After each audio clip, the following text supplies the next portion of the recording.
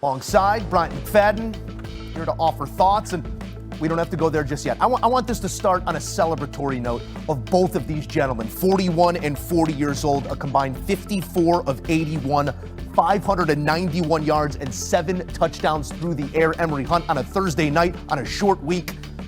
This is the good stuff. Those are two great quarterbacks showing out right now. Yeah, and they stepped up big in the biggest moment. We are all watching this ball game as a country, and we're watching two guys play their best when everyone is watching, showing you that age is just a number. And I like the fact that they not only play well statistically, but they play well situationally also. You talk about third downs offense, red zone offense. They were excelling in those situations, need to have in situations. This is where they also excelled as well. So you like that they went out there, balled out statistically, but balled out when their team needed the most. Joe Flacco had just a little bit more than Aaron Rodgers.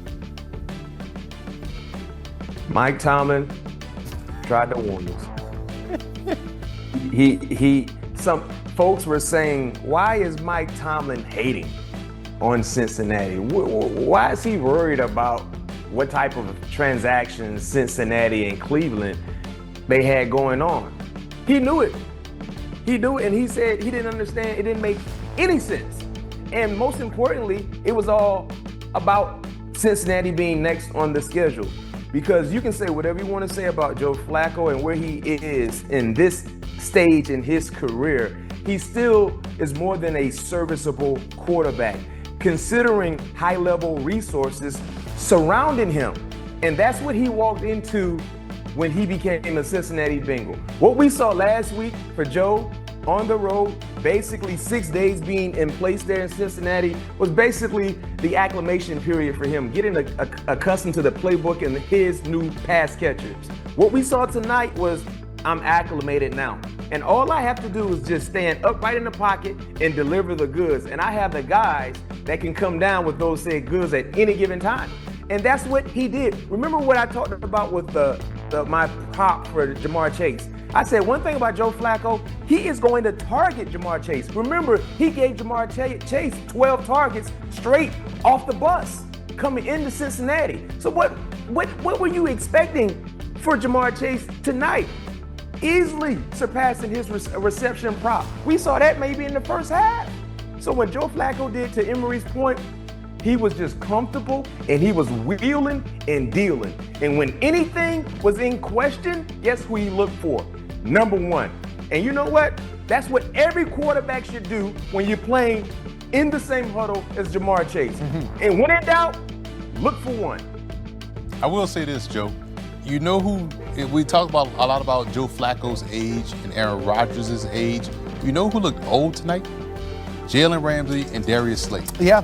Flacco looked younger than those guys, how they played. And that's where I'd like to go next here after we do offer some accolade here to Jamar Chase in the win, his 16 receptions, the most in franchise history. So not just going over that prop, but going over any receptions that anyone in that jersey has ever done before. He does it here on a short week with a 40-year-old quarterback. Mac, that is the what of it all. I'm more interested in the how and the why. Talk to me as a former Steelers defender about the standard you did not see met in this game. You get run on by the worst rushing attack in the NFL for 142 yards through the air. It was anything he wanted. Where are the breakdowns right now? Well, let's start with the guys that put their hand in the dirt, in the trenches. You talked about it. Chase Brown came into this game tonight averaging around 2 yards per carry. Every opposing defense that played against Cincinnati neutralized the running game totally.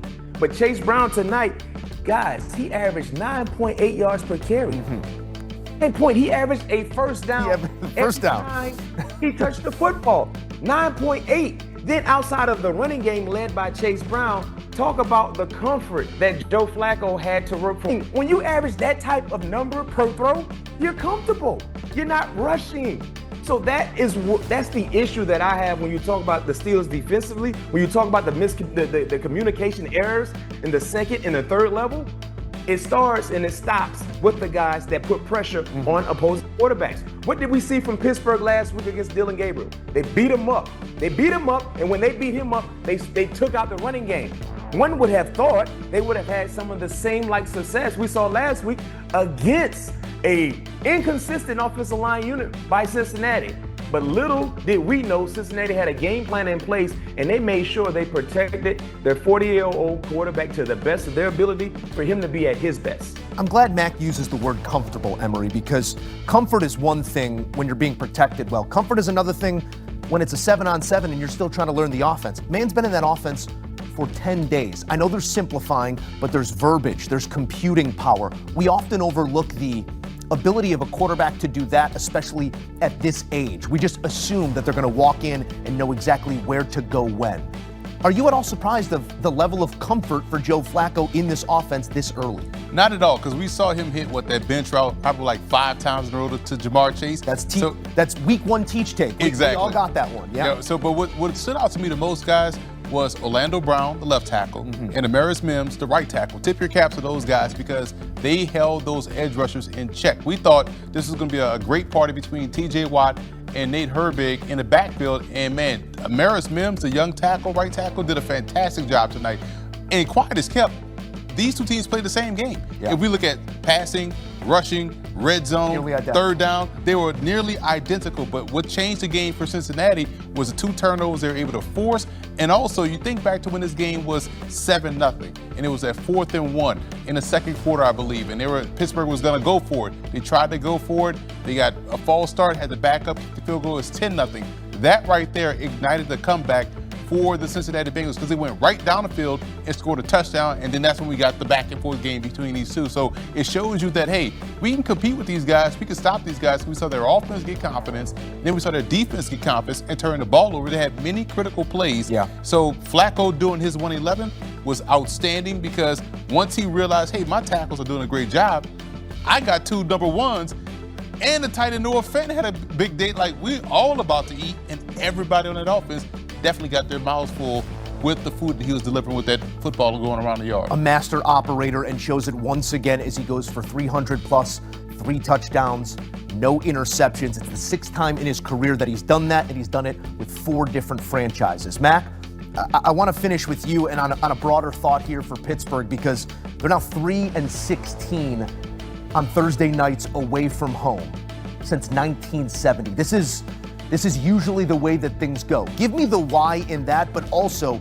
we're looking at a team that is still the favorite to win their division, but has dropped from -160 up to +120. What does this mean in the grand scheme? You know what? That first stat, it's just one of those funky stats, man, that just follow the Pittsburgh Steelers. And you don't really know it until you know it, right? When you throw out that stat, because Thursday night is a primetime game. And usually Mike Tomlin on primetime moments, he usually delivers wins. But, you know, I gave the number also during the pregame show. Mike Tomlin is 0-6 on the road on Thursday nights against AFC North opponents. He's 0-6 straight up on the road against AFC North opponents. So he's struggled in these moments, especially on the road on Thursday night. Remember last year Thursday night, famous Jameis gave him an L on Thursday night in Cleveland. And remember, that Cleveland Browns team was nowhere close to being competitive or relevant. But in that moment on Thursday night in Cleveland, guess what? They wheeled and they dealed, and he found a way to come up with a huge